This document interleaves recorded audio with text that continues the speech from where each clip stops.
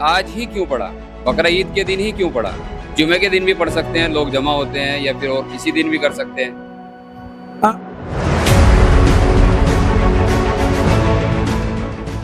اور آپ نے جو خطبہ پڑھا ہے وہ عید غدیر پر پڑھا ہے، کیا عید غدیر عید الاضحیٰ سے افضل ہے؟ سب سے پہلے تو میں یہی کہوں گا کہ سبھی مسلمان بھائیوں کو عید الاضحیٰ یعنی بقرہ عید مبارک۔ آج ہم مصطفی آباد کے ایریے میں شیعہ امام باڑے میں موجود ہیں، جیسا کہ آج عید الاضحیٰ ہے، اور ہم نے دیکھا کہ یہاں بقرہ عید کی نماز پڑھائی گئی ہے۔ بقرہ عید کے نماز میں جو خطبہ ہوا ہے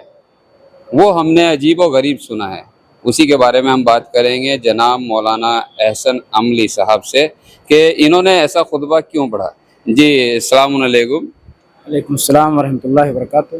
جی جناب، ہم آپ سے بس صرف یہ سوال کرنا چاہتے ہیں، جیسے کہ آج بقرہ عید یعنی عید الاضحیٰ ہے اور خطبہ بھی بقرہ عید کا ہی پڑھنا چاہیے، اور آپ نے جو خطبہ پڑھا ہے وہ عید غدیر پر پڑھا ہے، کیا عید غدیر عید الاضحیٰ سے افضل ہے؟ جی ہاں، بے شک عید الاضحیٰ، عید الفطر اور تمام اعیاد جتنی بھی ہیں، عید غدیر ان سب سے افضل ہے، چونکہ ہمارے نبی صلی اللہ علیہ وسلم نے ارشاد فرمایا کہ افضل العید ہوا عید الغدیر من کل الاعیاد، ان تمام عیدوں سے جو افضل عید ہے وہ عید غدیر ہے۔ اور دوسرے مقام پر چھٹے امام جعفر صادق سے بھی روایت ہے، اور ایک مقام پر امام علی رضا علیہ السلام سے بھی روایت ہے، جو کہ مجامع الاخبار کتاب کا نام ہے، جس میں یہ روایت آپ کو مل جائے گی۔ ایک سائل آیا، آنے کے بعد سوال کرتا ہے کہ مولا یہ بتائیے کہ سب سے افضل عید کون سی، عید الفطر افضل ہے یا کہ عید الاضحیٰ افضل ہے؟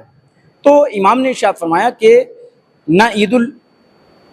الاضحیٰ سب سے افضل ہے، اور نہ ہی عید الفطر افضل ہے، اور نہ ہی جمعہ۔ ہاں، ان کے تمام کے اپنے اپنے مقامات، اپنے اپنے منازل، اپنے اپنے مراتب ہیں، لیکن ان سب سے بھی افضل ایک عید اور ہے جس کو عید موعود کہا جاتا ہے، جس کو عید اللہ الاکبر کہا جاتا ہے، جس کو عید محو المعاصی کہا جاتا ہے، یعنی محو المعاصی یعنی گناہوں کو مٹا دینے والی عید۔ عید اللہ الاکبر، عید اللہ الاکبر یعنی اللہ کی عید، جو کہ بہت بڑی عید ہے، اکبر یعنی سب سے بڑی عید۔